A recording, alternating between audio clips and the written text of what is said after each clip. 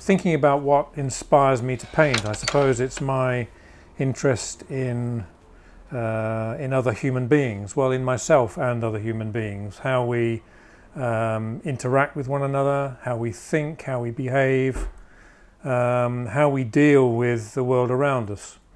I now paint portraits to commission, and that's part of what I do.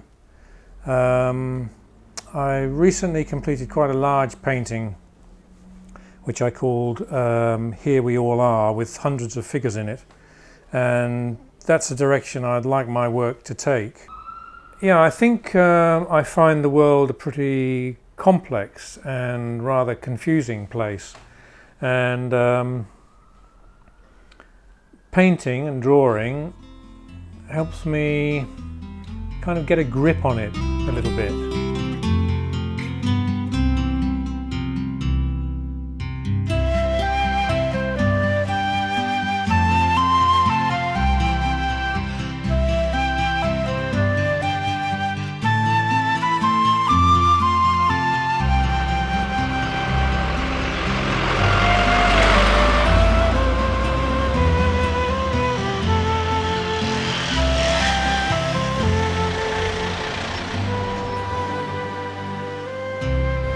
Probably about 15 actually got into it properly, and really from in a very sort of like, well, just the way any kid would really, just by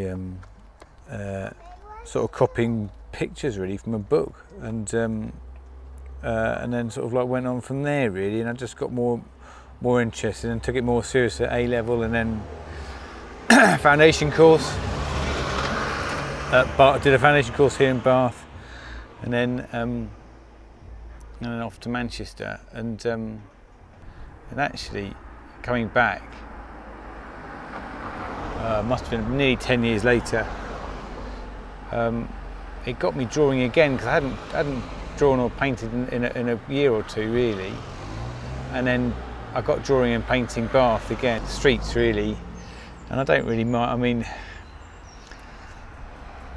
I vary really. I love painting streets, but then I get fed up with it as well, and I love painting Bath and I get fed up with it,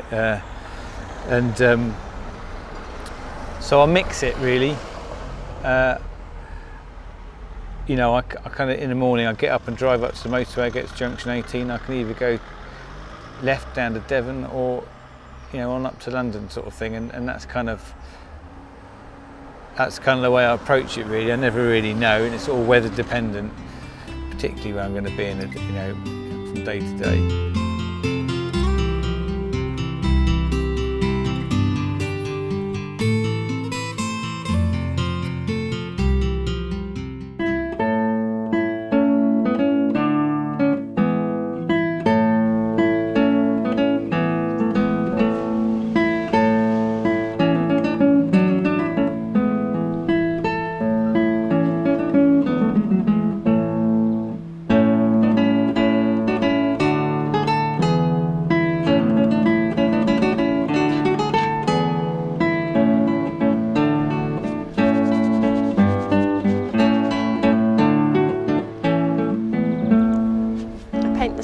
Scrapyards. It's my local scrapyard that I find really interesting.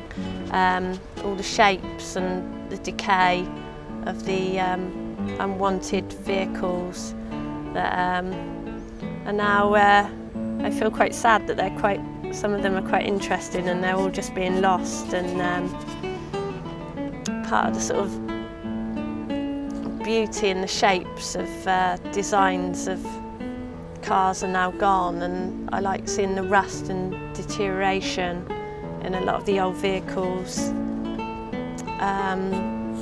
Parts that'll be lost forever, I think. I'm quite interested in capturing things that won't be around anymore, and keeping them, I suppose, in oil paint. I was inspired by my father, Gerald Keynes, who often saw beauty in the back streets, areas that people take for granted that will be lost.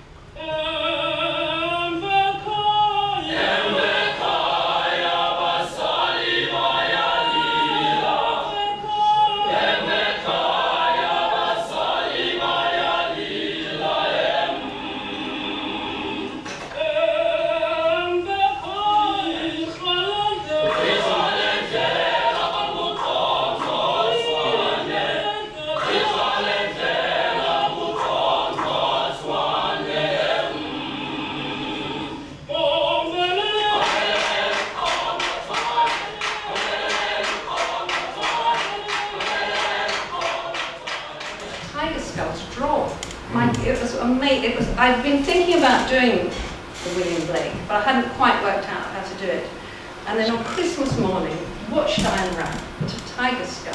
I mean, it was my best present ever. It was just so lovely. So I drew the tiger skull, and then I just wanted it, reduced it, simplified it. But I just wanted light to get through enough to make these stripes. So I think it was something I'd seen. I think in the National Portrait Gallery there's a portrait of somebody that's in gold, and that made me think I'd love to use that reflective quality, but inside. Well, good evening, everybody. Nice to see a good full house.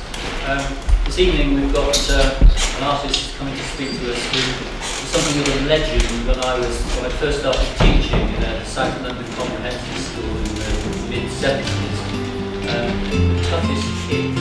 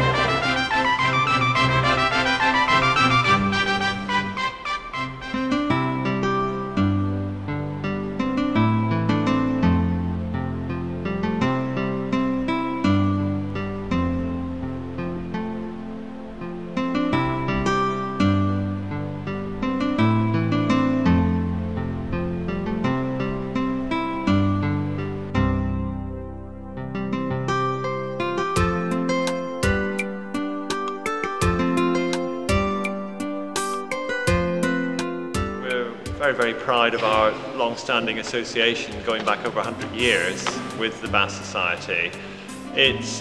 We show 350 to 400 works every year, and it brings in about 15,000 people. So for us, it's a wonderful exhibition.